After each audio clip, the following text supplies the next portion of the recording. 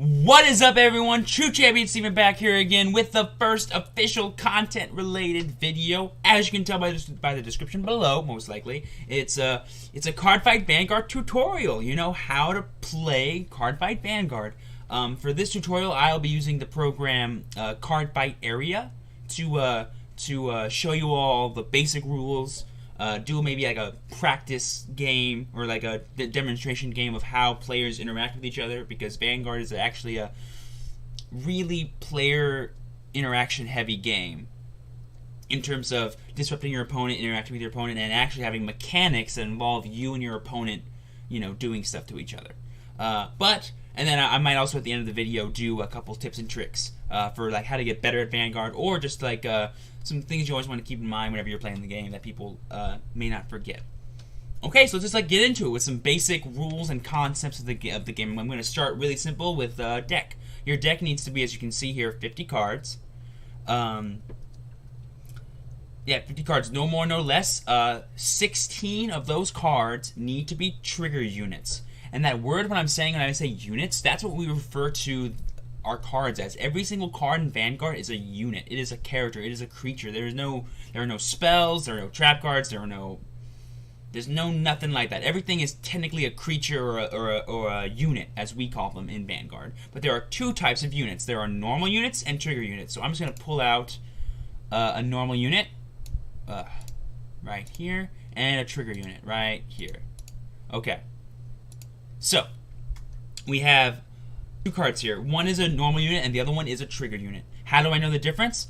So, normal units, as you can tell from this up here, by the way, all these cards are in Japanese, but if you want like the English translations for stuff, they're right here. I'll explain what each thing coincides to in a second. But the card, though, will always look the same, just the letters will be different. They'll be in English instead of in Japanese. But anyway, a normal unit has this gray kind of colored accent at the bottom, while trigger units are yellow. And in English, if you look at this little symbol right here underneath, right over here next to the name, it'll say, this says normal unit and this says trigger unit right here in this little box. So I'm just going to put this guy back to the deck because we don't need to see him anymore for a while. I'm just going to go strictly with this one card. And I'll get into how special this card is in a second. First things first, we're just going to go through the elements of a card so y'all can understand what you're looking at when you're looking at a specific card. First things first, the picture. The picture is this big graphic in the center. The art for Cardfight Vanguard cards are literally the best, so take a second whenever you look at a new card and really appreciate the art, because it's pretty beautiful all the time. Like some of the cards in this deck, I have some of the most amazing arts I've ever seen ever. So that's just a cool little look at the picture. It's cool. This little black box with white letters in it, that underneath the picture, that one is the flavor text. Every card, like, has a quote with it. That's what the flavor text is. That's the quote of the card, basically. What this card would say if it was a real creature. That has nothing to do with gameplay. It's just a cute little thing that you get to love. If you watch the anime, it sometimes relates to the anime a lot, too. Up next in the top left-hand corner, this is stuff that you really need to pay attention to. This number here, encased in this little hexagon, is the grade. There are 4 possible grades in Vanguard. There's grade 0, grade 1, grade 2, and grade 3. And there's also grade 4, so there's 5 actually. Sorry, there's also grade 4, but that doesn't really matter for learning how to play. So don't worry too much about grade 4s unless you want to learn premium or later on in standard format. But it's pretty easy to grasp. It's just one higher. That's basically all it is. This little icon underneath the grade, I'm not really sure what that's called, but I've always thought of it as it's the grade's mechanic. So there's 3 of them. Technically there's 4, but there's 3 of them that matter for standard format. This by the way, real quick, this tutorial is strictly for the standard format. I'm sorry if I haven't made that clear. So basically what this thing refers to is a special mechanic that this card's grade lets it do. So only grade 0s and 1s have this little arrow symbol. I'll bring them out real quick so I can show you all what they do. So only grade 1s and grade 0s have this, and then grade 2s have this one, which is called I should probably tell you what it's called. This one is called Boost. The little arrow one is called Boost, and we'll get into what this lets you do later. This next one here, for grade 2s only, is called Intercept. It's called Intercept. Now on the card, in the little Japanese letters underneath it, it'll say Intercept on it. That's how I know what the name of it is. And this last one here, don't pay too much attention to this until we get to grade 3s, but There's this little thing here too, but this one is called Twin Drive, which when we get to drive checks will make a lot more sense later. So those are those cards. So I'll just put them in the bottom of the deck so I can remember where they are. So that's what this is. So I call them grade mechanics. It's basically a thing that, because the card is the grade it is, it now can do this thing in the middle of a game that no other grade can do, or in this case, grade 0s and grade 1s can both boost. Right here, directly underneath the grade and the grade mechanic, is the shield value on the side of the card in gray lettering. This is different than the power, which is in yellow lettering down here. This number ranges from 5k all the way to 20k in the standard format, and there are abilities and effects that interact with the shield value, but we'll get into what the shield value does later. For now, I just want you all to know that that's where that is and what that means. Next up is this white bordered box with like this green little like trash can, some letters. This is the text box that indicates a unit's ability and or any kind of interesting thing you need to know about this effect. Like if it has a permanent skill, an auto skill, and an act skill. If you've played any TCG in the past, you can kind of tell what each one means. I'll go over them really quick. There are, I think there's 4.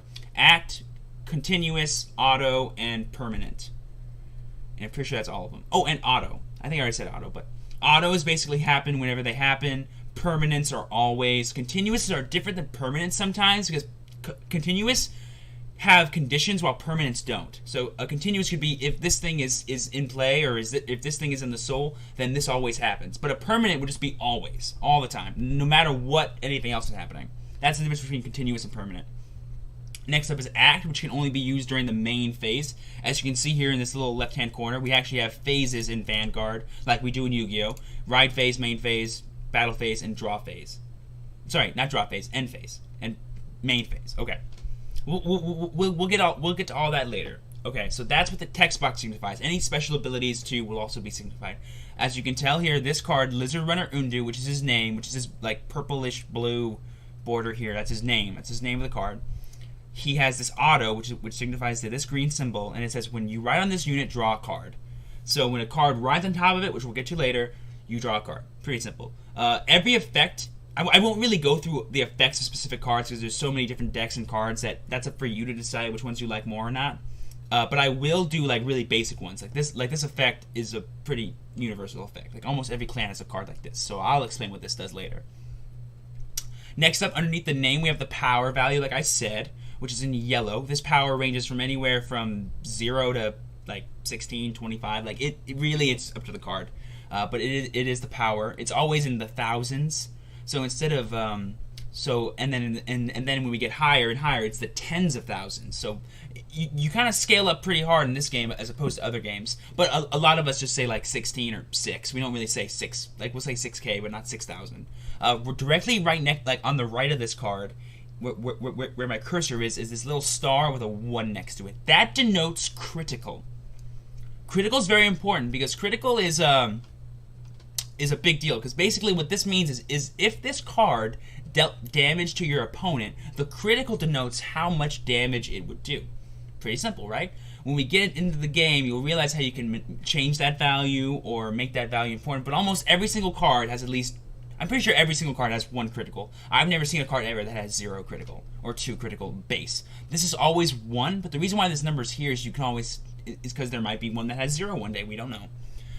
Then directly to the right of this, in this little red box with like the little little white letters, is the card's clan. Clan is like a specific type of group that your card fits into that allows you to build your deck upon. So like clans are like the themes that you build your deck to. Imagine if you were playing Pokemon, it'd be the type of Pokemon you use. Like it would be a water type. Well, this is a Kagero clan card.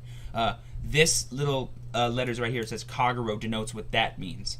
And then directly underneath that is a Dragon Man, it's the origin. In this specific case, it's Dragon Man for Lizard Runner Undu. So it's the origin of the card, which basically denotes like if you were in Yu-Gi-Oh per se and you had like the warrior or spellcaster, like that's what kind of thing he is in the picture. Generally, this doesn't matter, but there are some effects in the game that says for every Dragon Man or for every like noble you have, do X or whatever, so it could come in later for effects and whatnot. So pay attention to that, but it's not really important. And if you ever play Cardfight Area, it goes clan then origin. clans on top and then origins on the bottom. Directly on the right of that is the flag or the nation that the card comes from, or the clan comes from. So units come from the planet Cray, which is kind of like the lore of the game. Of the game Cardfight Vanguard. So the planet Cray is where all these creatures come from, and the nations are how they split up. Like it's the countries or whatever that the card lives in. So it really doesn't matter, but it does matter for something in premium, which doesn't matter. But for this, it's just like, oh, my card's from the Dragon Empire nation, which I'm not really going to get into that. That's lore stuff, which doesn't really pertain to the game that much, if at all. A big note though is that every card in your deck has to be from the same clan. That's why the clan is actually important. The nation doesn't matter, but the clan really does matter. It matters for effects, it matters for triggers, and it matters for building your deck. Your deck has to be 50 cards. Every unit has to come from the same clan. Now that and that's every aspect of the card that actually matters. Like these like really, really tiny white letters in the bottom, that's like set number, and that's like illustrator. It doesn't really matter. But that's it. Every card has a basic kind of element scheme just like that. If you understand what each of those things mean, you can understand what every card is and what it does. So that's it. I'm going to get into some quick deck building little side notes here. Like I said, there are trigger units and there are normal units. Every deck has to have no more than 16 trigger units and no less. You have to have 16. Actually, I think you can have less, but you would when you find out what triggers do later, you're never going to want to have less. But I think you can have less, but I'm not 100% on that. But you would never want to. Never have less than 16. Always have exactly 16. And every trigger unit is grade 0. And and then a special rule is that, really quick, I'm just going to get into this really quick. This is a special kind of trigger called the heal trigger. You can tell it's a heal trigger because of the right-hand corner symbol, which we'll get to what all the triggers do later.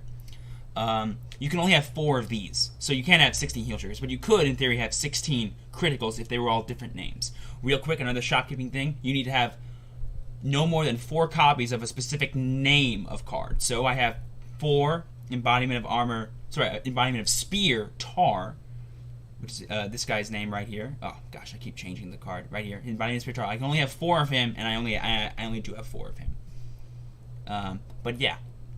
So these are triggers. Grade 1s, grade 2s, and grade 3s, you can have any number you want, but a basic, this is like a standard ratio, is, I believe it's 14 grade 1s, 11 grade 2s, and 8 grade 3s. Those are generally the basic ratios. So if you don't have any idea how to build your deck, that's the most basic ratio. That'll be really consistent for you, I promise. 14 grade 1s, 11 grade 2s, and 8 grade 3s. That is the perfect ratio if you just have a bunch of cards and how do I build my deck. Also, trial decks are really cool because they come pre-built and they literally can just be played right out of the box. They have all the cards you need to kind of be competitive. Fun fact about me, the deck I wanted to play when Standard first happened was this deck, and I didn't have all the cards for it, so I just played the trial deck in a tournament, and I beat 2 of the best deck in format with actual cards from the set that I didn't have. That felt pretty good. So trial decks are good too. It's a great way to start off and a great way to review the rules that I'm telling you. Also, really quick, a little bit of an advice thing. When it comes to Vanguard, the best way to learn how to play Vanguard is to play Vanguard, I promise. If you've always been there's so many rules, just practice and practice and practice. It will become second nature, I promise. I always say to people, Vanguard's an easy game to learn, but it's an impossible game to master. More or less. It's actually really easy to understand how good or specific plays you need to do to be good at Vanguard. But anywho, that's deck building. That's basic. That's all the basics you need to learn how to start a game. So your deck has to be 50 cards. Now, a big thing I didn't mention is you do have to start every game with a specific grade 0. You can only start the game with grade 0s. You cannot start the game with anything else unless a card transcends the game mechanics. But so far that has not happened. Like if a card had a permanent and said this card could be your starting Vanguard, then there you go. But it's not. So that's why I have this grade 0, Lizard Runner Undu, which we saw earlier. And that's why he's not a trigger unit. There are almost every single trigger unit is a grade 0, but not every grade 0 is a trigger unit. Does that make sense? What's really nice about this is that triggers give really beneficial effects in the middle of a game, and that's why you don't want to take away one to become your starter. So that's why we have a starter that's not a trigger unit, but it's still a grade 0, so we can start the game with him. And the cool thing is he does not add to your trigger count. He's not a trigger, so therefore you can have 4 copies of him if you wanted in your deck. You just wouldn't, because it doesn't, he wouldn't work that way. So we're just going to start a game. We're just going to play a game, and I'm going to go through a generic turn. So I'm just going to shuffle my deck here. And here's how you start every game. You ready? Here's how you start every single game. You start every game like this, with your starter out. It's actually supposed to be, hang on. It's actually supposed to be a face down. Hold up. Well, it doesn't matter. So when you start your game in real life, just start with your Vanguard face down instead of face up like I have mine, but I can't really turn it face down, so don't worry about it. But yeah, it has to be face down. You shuffle your opponent's deck. And then your opponent would have a Vanguard here too, but we'll get into an actual game later. But for now, I'm just going to show you guys a turn-by-turn progression of the game on a one-sided kind of point of view, and then we'll play the actual game, and I'll explain what happens. So, at the start of every game, each player draws 5 cards. And the cool thing about Vanguard is that it actually has a really sick mulligan rule. So, there is a mulligan at the beginning of every game. So you take a look at your 5 cards in your hand, and you decide which cards you want to keep and which cards you don't. Generally, it's really smart to have a grades 1, 2, and 3 in your starting hand at all times, especially at the beginning of the game. So, I say I have 2 grade 2s, a grade 1, 2 grade 0s. I don't want the grade 0s, and you'll find out why later, because A, I want the triggers in my deck, and B, I don't want to ride a grade 0. So, I'll just put this. This is very important. The cards you mulligan go to the bottom of the deck. And I'm actually going to send a grade 2 back as well. And then, I sent back 3 cards. Now, the mulligan rule is you send 3 cards to the bottom of the deck, and then you immediately draw the next 3 cards. Or I should say, the same amount of cards you returned. And then after you draw those next 3 cards, that's when you shuffle your deck again, okay? So that's how it works. That's how you mulligan. You draw your 5 cards, you look at your hand, you go, I don't want these 2, I put them on the bottom, and then I draw 2 more. Or I don't want this one, I'll put it on the bottom, I'll draw 1 more. But you can only do that 1 time. You can't do it twice, like in Magic. You can't just go, oh, I'm just going to keep going until I get the best hand ever. No. Only 1 time. So, I shuffled my deck, and now we can start an actual game. I'm going to imagine that I went first. So, at the beginning of every turn, you draw a card from your deck. Boom. So after you draw your card, you immediately enter the ride phase, which is why I have this denoted here. So the ride phase makes sense. There are 2 skills that the player has in a game of Vanguard. You have 2 powers. You have the power to call and the power to ride. The power to call means you call on your allies to join you in battle against the opposing player, against the opposing player's Vanguard. And the power to ride is the power to possess one of your cards to essentially be you. Really quick about the board, you have 5 rearguard circles. Those are the circles that you can call units on, and then you have 1 Vanguard circle, the one in blue right here. That is the one that you ride on. That's why my starting Vanguard is in the center instead of on any of these ones, okay? So, a big deal about riding is that you cannot ride backwards, and you can only ride the same grade or higher. So, I'm going to ride a grade 1, because I want to progress in the game. Imagine it going 0, 1, 2, 3. That's how you progress your Vanguard in the game. And obviously, once you get to grade 3, which is technically the highest at the moment, you get to do a lot more powerful skills. That's the idea of the progression of the game. So, you ride the Vanguard, and simply, you just place it on top of the card. The card does not go to the discard. It stays underneath the card. This is the underneath of the card, but you can't really see it. So now there's a card in my soul, which your soul is basically everything underneath your Vanguard. Now, a cool thing is, like I said before, Lizard Runner Undo has a cool effect. When you ride on this unit, or when a card rides on this card, you draw cards. So, I know that. So the auto means, if these requirements are fulfilled, do the effect. I wrote a card, therefore I get to draw. So I draw a card for free. That's why your starter is really important, and a good skill for a starter is a good thing. Now, a big thing about calling, the other thing we get to do, is you can only call the same grade or lower. So I'm going to call this grade 1 as a rear guard, and now it's a rear guard. It's not a Vanguard. There's nothing underneath this card. Oh, and yeah, that's a big thing.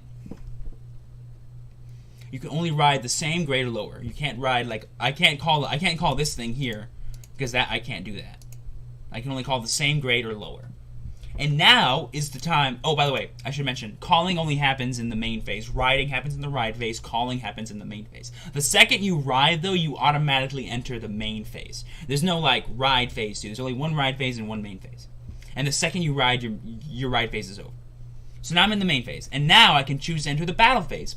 But because I'm going first, I'm not allowed to attack. I'm allowed to draw going first, but I'm not allowed to attack. So I actually have nothing else to do for my turn, so I'm just going to end my turn. And now it's my opponent's turn. They do the same thing that I do. They ride, let's say they call another unit behind their Vanguard too, so they would have a unit here and a unit here on their Vanguard. Let's say it's 16,000 power like mine is here. Or sorry, 8,000 power like mine is here. They would choose to attack. Now the way attacking works is you just turn your card to the right. Or sorry, you turn your card 90-degree angle, and then you declare the target of the attack. So if my opponent had a Vanguard right here that was, say, 8,000 power, they can attack my Vanguard.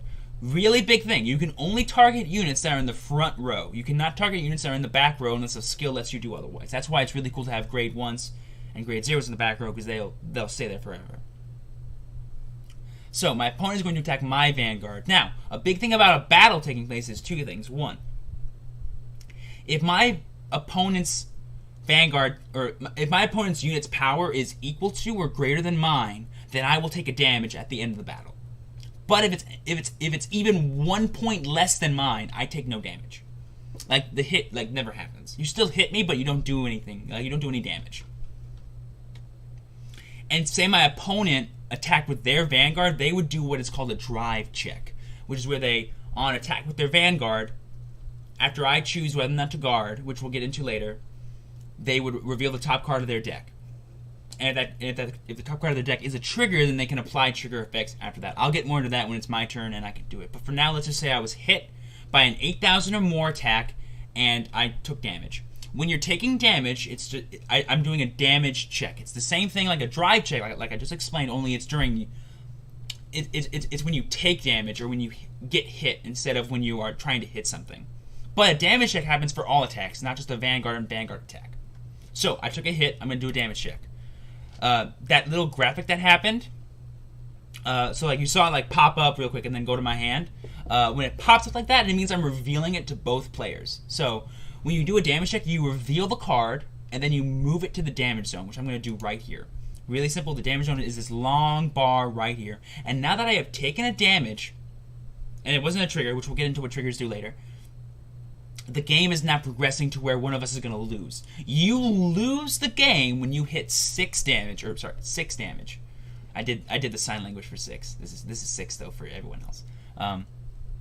When you hit 6 damage, you lose the game. So I'm at 1 damage, so I'm 5 away from losing. Pretty simple, and that's kind of it.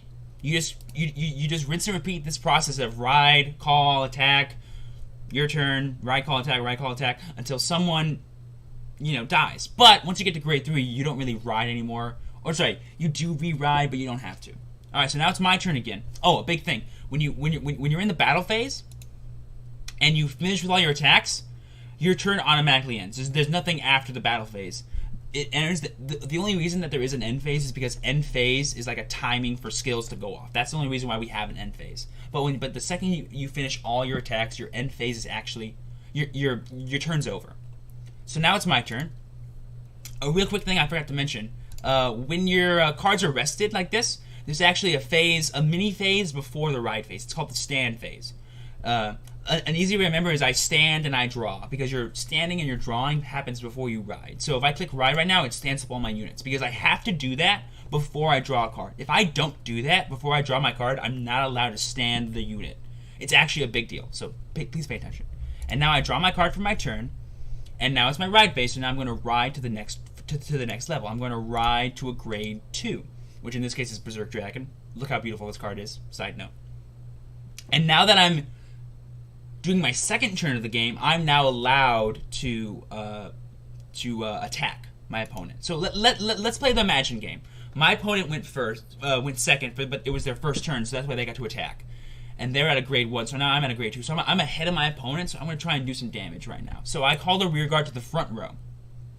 I mentioned the front row. The front row are these 3 circles. A big thing to remember is that only units in the front row can attack, but only units in the back row can boost. And what's boost? It's this little arrow that I referred to later. I'm going to show what it does right now. But I'm in the main phase right now, by the way, so that's why I called this unit.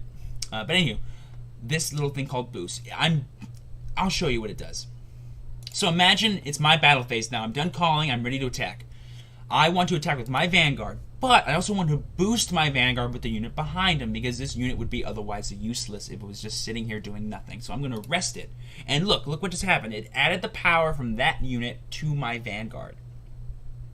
Boost allows you to add the power from the grade 1 or grade 0 to the unit that it is attacking with. They essentially combine their power to attack the target together. So I'm going to boost and attack my opponent's Vanguard. My opponent decides to no guard, which we'll get to later. And so I get to now perform my drive check, which is where I flip over the top card again, but this time I'm doing it in a proactive way. So therefore, because it's not being damaged towards me, I actually get a reward for being proactive. I get to add the card to my hand instead of going to the damage zone. That's the two big differences between drive checks and trigger checks, or damage checks. So, oh, and look at this, we got a trigger. So you see this little icon here? So this trigger I got, this is a draw trigger. Okay, so really simple. When you check a trigger like this, during any check, a damage or drive check, you get to perform the trigger effect. An easy way to find a trigger is just to go, oh look, there's a thing in the right-hand corner here. That's a trigger, boom. There's 3 effects, there's 5 different effects for triggers. There's draw, critical, heal, stand, and front. For standard though, only 4 of them matter. Front, crit, draw, and heal. It's a draw trigger, so I get to perform the 2 powers that this card lets me do. It lets me draw a card, and lets me give 10,000 power to any unit I pick. So I'm going to give the 10k power to my unit that has not attacked yet, and now I get to draw a card. Notice how I revealed the draw trigger to my opponent, but I drew the card, and my opponent does not need to know what card this is. I get to draw this card, but they get to know that I had the draw triggers because I revealed it during my drive check. And now my opponent would take a damage check, and now they would be at 1 damage. And now I get to move on to my next attack, which is this one. So I'm going to rest this one and target my opponent's Vanguard again. They're going to choose to no guard. They now go to 2 damage. Now, a big thing about trigger power is that they go away at the end of the turn. So when I click end phase here, all my powers go back to normal. Boosts go away as well. And now the same thing happens. My opponent rides and they attack. They get let's say they got a critical trigger. Oh, real quick though. So I just checked the heal trigger. So say my opponent got a critical trigger. I'll explain what that does in a second. But first thing, this heal trigger. Heal triggers are basically, they do what they do. When you damage check them or drive check them, the second you reveal them, you look at your damage and you compare it to your opponent's damage. If you have equal to or more damage than your opponent, you heal a point of damage. Because I'm at 1 and we know my opponent is at 2 in the imagined game that we're playing, I am not allowed to heal. But I still get to add the 10,000 power. So I'm going to add 10,000 power to my Vanguard and move this card to the damage zone. Now, I'm about to take another damage, and here's why. Only from 1 attack, though. Critical, as you can tell, refers to this little star thing that I showed you all earlier. This refers to how much damage a unit will do to another Vanguard. The critical trigger boosts this number by 1 for every critical trigger you check. He checked 1, and he gave the critical to his Vanguard. Therefore, his Vanguard now has 2 critical, which means I take 2 damage if it hit me. It did, so I take 1 more damage. And now this also goes to the damage zone. Real quick, for purposes for the video, I'm just going to move this to the damage zone instead because I need a grade 3 and I don't have one yet. And now my Vanguard's at 20,000 power. My Vanguard being at 20,000 power does not matter after the attack hit, but it does matter for, like, say, the next 2 attacks he might have. So now he can't hit my Vanguard with his other rear guards, but he can maybe hit my rear guard with one of his rear guards. And yes, rear guards can attack rear guards can attack Vanguard can attack rear guards as long as they're in the front row. Anything can attack anything as long as it's in the front row. So now this is going to die because I'm not going to guard it.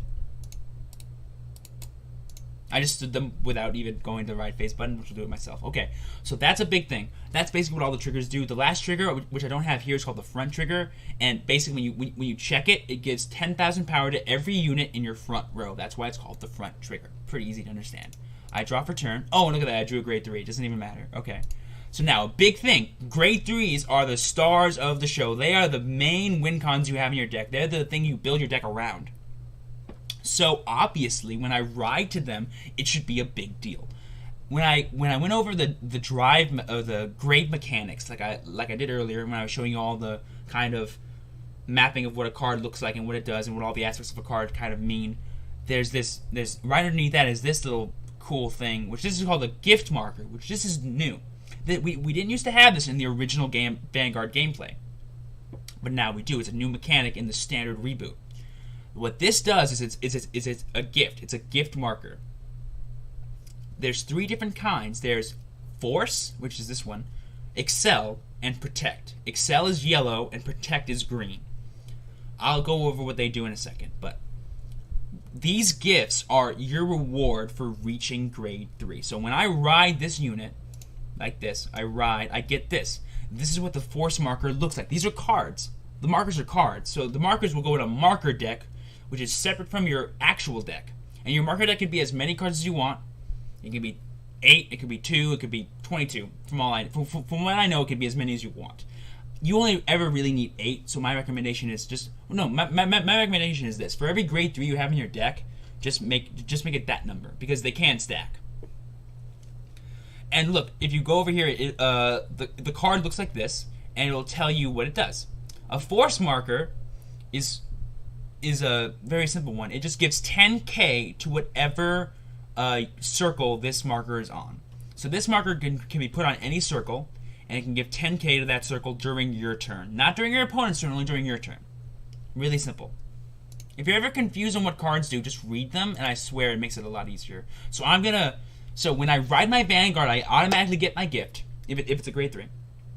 And then I automatically apply the gift's effect. So now I get to pick any rearguard circle and apply this gift. I'm going to choose the Vanguard. And look at that, my Vanguard just automatically gained 10,000 power. That's what the Force gift marker does. The other 2 are a bit weird, but I'm going to explain them really quick. The Excel one is really cool because it essentially adds a front row rearguard circle, and you would put it here or here. You get an extra front row rearguard circle that you can call a unit on, and the unit on that circle gains 10k.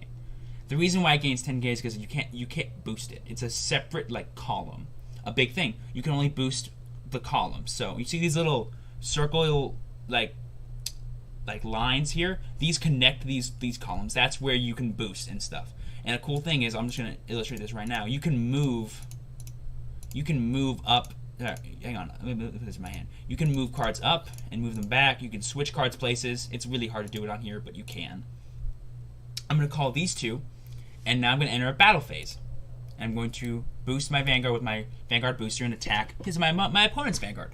Now, like I said before, when I attack with my Vanguard, I get to perform a drive check. But what's really cool about grade 3s is they have this grade mechanic, which is called Twin Drive, like I said earlier, which means I get to perform 2 drive checks instead of 1. So now I have a greater chance to see triggers. I'm going to turn this light on so y'all can see me a bit better. Alright, I'm going to do the first drive check. Boom. No trigger, goes to my hand. Second drive check. Yes, a trigger. 10,000 power added to the rear guard, especially if my attack is already hitting, and I'll draw. Boom. Just like that. And now my opponent takes a damage. Boom. Done. And now the second battle is I'll boost, and now it's 28, and it'll attack the Vanguard. Just like that. That's basic everything in a proactive sense. Now we're going to do the interaction type of rulings, like guarding and pretty much guarding and damage checks and perfect guards, which will be a good example because I have this. Speaking of perfect guards, when I explain guarding, I'm going to explain the last gift marker, which is Protect. The reason why I'm waiting is because it involves guarding, so I'll explain what it does in a second. So now my opponent rides to grade 3. They get their gift marker. Let's assume they also got a Force marker, and their boosted Vanguard attacks for 31, just like mine did. I'm gonna end my turn first, and watch. When I end my turn, my Vanguard loses the power from the Force marker. That's a big thing. You only gain it during your turn. Now my opponent's Vanguard is attacking me for 31,000 power. Let's imagine.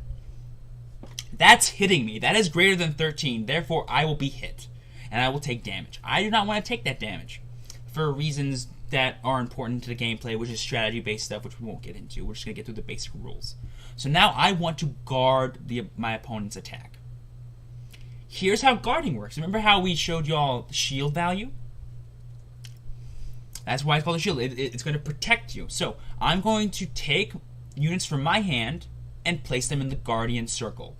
And their shield value will be added with my base power, which is down here, and it essentially is like a one-time boost of my base power that can stop an attack. So I need to be at over 31. So I'm going to boost to, let's see, let's do this. Let's guard this, and this is only 15 shield, right? You add up all the shields of all the things here. So there's 10, 15, that makes me 28. I need 5k more to not be hit. So now I'm going to use this grade mechanic called intercept. Only grade 2s have this. So if a grade 2 is in your front row, you can move it to the guardian circle. That's what intercept lets you do. I cannot do that with grade 1s or grade 3s. I can do that with grade 2s. A big thing to mention is that grade 2s have the second lowest shield value of any cards, besides them and draw triggers do as well. But grade 3s have no shield value. See, look, they have no shield value. There's no value to having a grade 3 like guard you. It literally adds 0 to your guard. So never just put a grade 3 in the guardian circle unless you have like some kind of meta play that matters about your drop zone. A big thing I forgot to mention is that there is this thing called the drop zone, which essentially it's the graveyard or the discard pile. When a card is done and it's done its job and you have to remove it from the game, it goes there. It goes to the discard pile. There's also the bind zone, which is kind of like the banish zone for Yu-Gi-Oh! Or like it's basically like an area that is harder to interact with than the discard pile, and it's separate from the discard pile. And then there's one more called the exclusion zone, which we won't really talk about because it doesn't matter. So now my power is 33 with these shields. Now, a cool thing about drive checks is drive checks happen after your opponent chooses to guard. So say my opponent gets a critical trigger during their drive check, they can give all the effects to their Vanguard, and now their Vanguard becomes 41,000 power and +1 critical, which means they will break my shield, and I'll still take damage. That's why you always guard before drive checks, and that's why triggers are so important, because they can literally push that extra piece of damage through that you need to win the game. But let's say that my shield was successful. If my shield was successful, I take no damage, and his attack is over, and now all the cards in my guardian circle go to the drop zone, just like that. They don't come back to my hand unless it affects as they do or not, but they will always go to the drop zone unless stated otherwise. And now my opponent swings within the rear guard. I'm just going to perform a damage check and go here, and now it's my turn again. And now I'm just going to play the rest of this game like, oh, I'm going to ride. Look, I get another marker. Markers always stack. They're not one and done. The more grade 3s you ride, if they have markers, the more markers you get. Simple as that. And the more things you... Now I get 20,000 power instead of 10. It's really cool. A big thing, I'll show costs. So, you see this little red symbol here on the thing, and this little purple thing, and these little like things right here. These are really intricate things that involve how effects work and what effects do. Really simple. If you see a V next to the effect, it can only be done on the Vanguard circle. But here you see V/R, which means it can be done on both Vanguard and Rearguard. This little purple thing means once per turn. You can kind of see it all right here too, but right here is where you can see what it looks like on the card. So right here, this little purplish thing is once per turn. The effect can only be done one time per turn. Easy as that. A big thing is it's one time per turn per card. So if I had 2 on here, I could do it for both of them since it is a Vanguard and Rearguard. Just an example. And then this red thing, there's 4 kinds of these things. There's 2 things. There's 2 red ones and 2 blue ones. The 2 red ones are Soul Blast and Soul Charge. Soul Blast is the blackened out one, which you see here, which means you take a card from your soul and you place it in the drop zone, or you place X number, the number next to it. So Soul Blast 1 to fulfill the skill. Boom. I would Soul Blast 1 card and I get to fulfill the skill of gaining 10,000 power. And then the other one, which is like a whitened version of this, is called Soul Charge, which means you take the top card of your deck and you put it into the soul, which means it's kind of like a resource gain in that sense. And then this blue one right here, the 2 blue ones are Counter Blast and Counter Charge. So Counter Blast 1 means I take a card in my damage zone and I turn it face down like this, and that's 1 card. If it's at Counter Blast 3, I do 3 cards. Boom, just like that. And they stay face down until they are counter charged with effects, which basically means turning it back face up. And it could say Counter Charge 2, it could say Counter Charge 3, it could say Counter Charge X. X equals the number of whatever. So that's like basic skill costs. And now I've explained pretty much everything. Oh, a big thing. Now that I mentioned guarding, you have cards like this, which have this cool little Sentinel shield here, but it says 0. That's bad, right? So if I put it here, it would add 0 shield. Why is this gold and look important and actually shiny and still a trigger unit? Well, 2 things.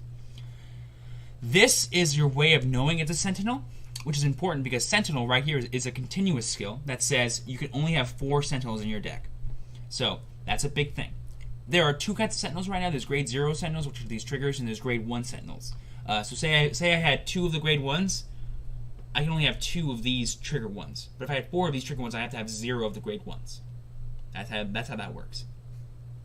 Sentinels all have this awesome ability, or some version of this kind of ability that says, when placed on the Guardian Circle, it says G. That's a G.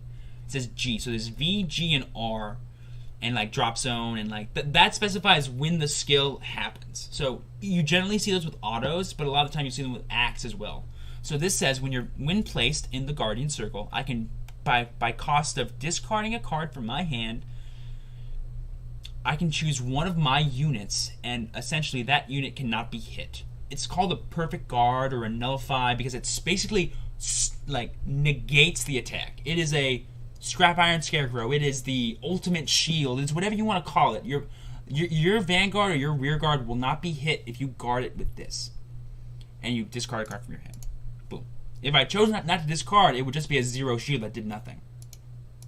So that's what that happens. Also, quick note about guarding. You can guard any unit, but only that specific unit. So say a card attacked multiple units, because effects have that.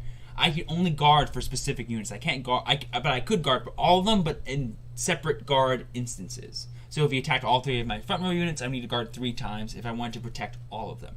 A big thing about rear guards is that if they're attacked and they get hit, they just go to the drop zone. I did that earlier without explaining what was happening. But that's it. Those are all the basic rules and interactions in Cardfight Vanguard that I can think of at the moment for the standard format.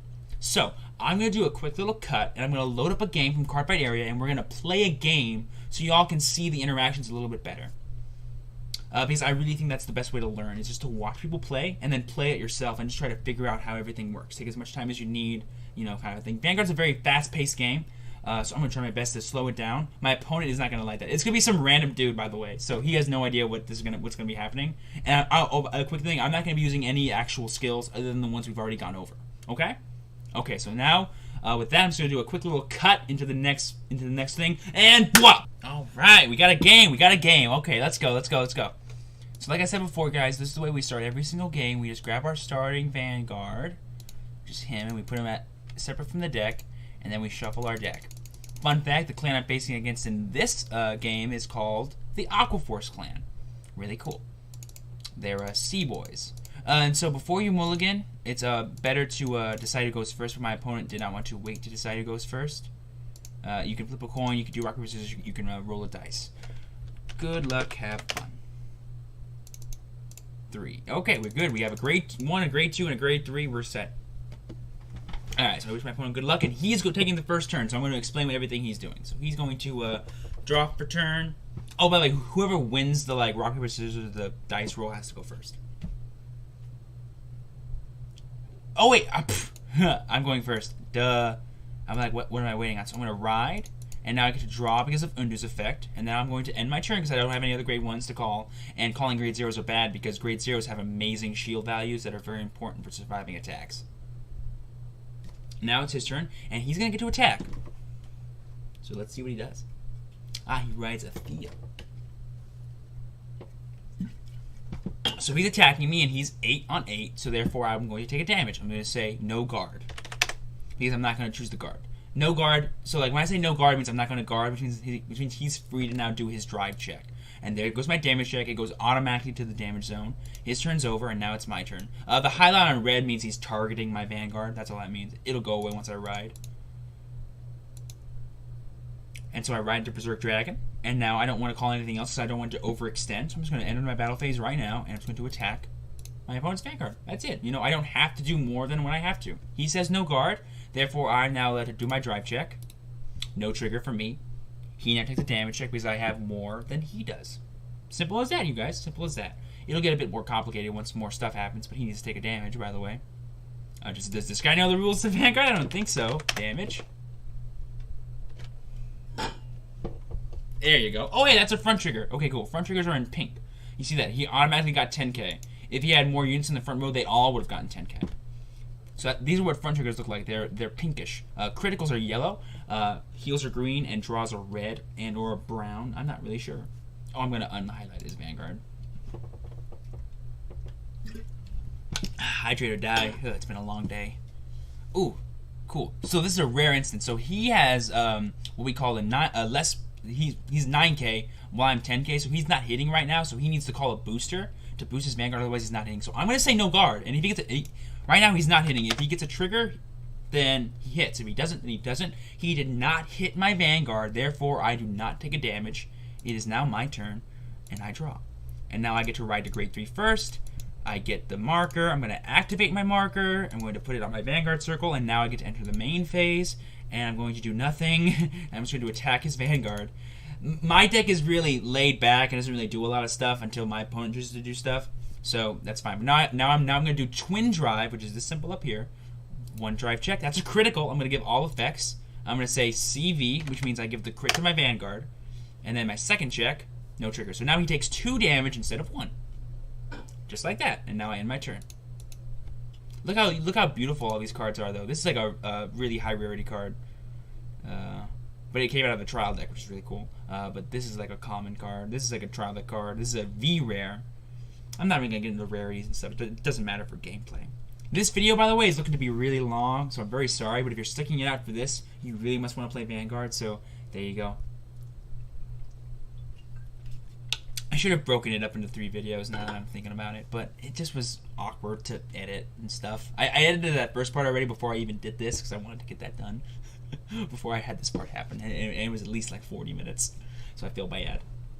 This one, I'm gonna end this game before like actually. You know what? We'll play the game out, but I'm not gonna use any effects, and I'm not gonna explain what his effects do. Oh, but real quick, look at this. Look at this. So his Vanguard there's a yellow thing up here. If I can avoid other cards, okay. And this means Excel. So now he gets this free extra rearguard circle. Simple as that. He counterblasts to give his front row 3k. That's what this unit does. I'm not gonna get into their effects, but they have effects. I'm just gonna take damage. If worse comes to worse, I'm just gonna take damage until I get to 6, and I'm gonna lose. That's fine with me. I'm gonna go no guard on the Vanguard. No, mega guard. No guard. Oops, I can't type now. I'm acting like a stream. Sorry, this is a professional video. I gotta be careful. Draw a trigger, so I get to add. So damage trigger check. Add 10,000 power. Draw a card. Simple as that. Boom, done. And now this cannot hit, and then that cannot hit, and now it's my turn.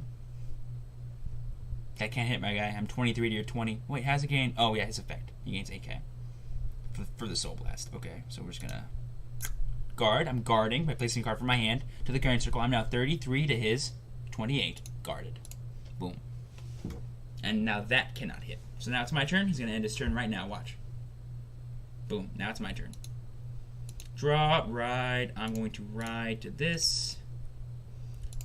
Activate the effect. I might still win even though I'm not doing anything. You know what? We're not. Well, hold up. I'm going to play this. So I'm going to use a skill. I'm going to use the Holland's effect to counterblast 1 and retire one of his units. Retire is a cool word that just means I automatically kill it without having to attack it. And then he gains 5,000 power. So this is me adding power to him. Just like that. And now I'm going to attack his Vanguard. Yes. Oh, I have to Soul Blast to add 10,000 power. So my Vanguard gains 10,000 power and +1 critical when I Soul Blast to grade 3. That's what his effect is. I'm sorry, I'm explaining too much, but that's what he does. He also prevents my opponent from guarding with Sentinels, which are those awesome cards I showed you earlier. By the way, in that video I forgot to mention that the Protect gift marker, the only other marker that exists, it's the green one. Basically, it's a marker that when you ride your Vanguard that has this marker. He's asking if I did Waterfall's effect. I did. Waterfalls is my Vanguard. Anywho, Protect markers basically are Sentinels that your Vanguards give you by riding them. So now I'm going to attack his rearguard actually because I don't care about doing more damage to him right now, and I probably won't get through, but I want to pressure that rearguard. Real quick, I'm just going to add the tips and tricks into the middle of this like gameplay video. Tip number 1, guard when it's easy, okay? Always guard when it's easy. Never, because like a deck like this one, Aquaforce or Excel decks, they're really good at attacking multiple times. And the first string of attacks aren't really that powerful, so you feel like you can take them because damage is a resource, but it's also dangerous. So guard when it's like, if it's like 5k, just to guard the attack, guard it. It's easy. Guard when it's easy, I promise. It'll really show dividends later in the game. Number 2 is always count triggers. You know that your opponent can only have 16 total triggers. And any card that they guard with, if it's a trigger card, which most likely it will be, you can see it. You have free knowledge of looking at their discard pile and looking at their damage zone. So you can know and count how many triggers are out of their deck. And you can always assume that they have 2 or 3 in their hand. Therefore, you can always know what's left in their deck. And if you know what kinds of triggers they are, you can make your guarding a lot better. And you can take hits that you probably shouldn't have taken. You know, if you're at 4 damage and your opponent's Vanguard attacks your Vanguard and they attack for like 60k, and you're like, I don't want to guard all that, but you know they're out of crits, just take it. So and even if you're at 4, you won't die because you have to die at 6. So that's tip number 2. And then tip number 3 is play the game all the time. Like if you're struggling with learning how to play, or you just want to get better, just play all the time. Like literally, get 2 decks and just play against yourself and try and outbox yourself. That really helps. Like if you can think through a way a game is gonna play and imagine a way to win, you'll get better. You'll just get better, I promise. So those are my 3 tips and tricks. And when this guy decides to play his game, I'm gonna wrap it up pretty soon with this video. So thank you all so much for watching. I have been the True Champion Steven, and I'm going to show what happens when you lose a game of Vanguard.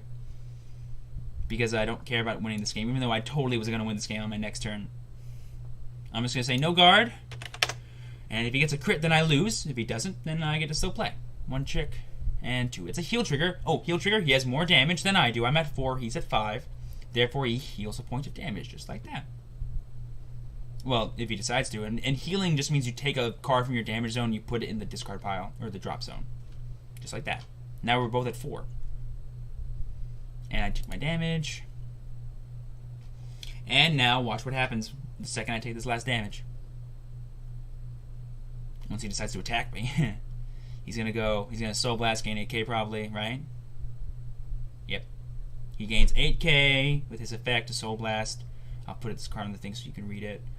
And then I take my damage, and I lose. I just lost the game, and that's what happens. I clearly could have won the game, but I don't care. So, thank y'all so much for watching.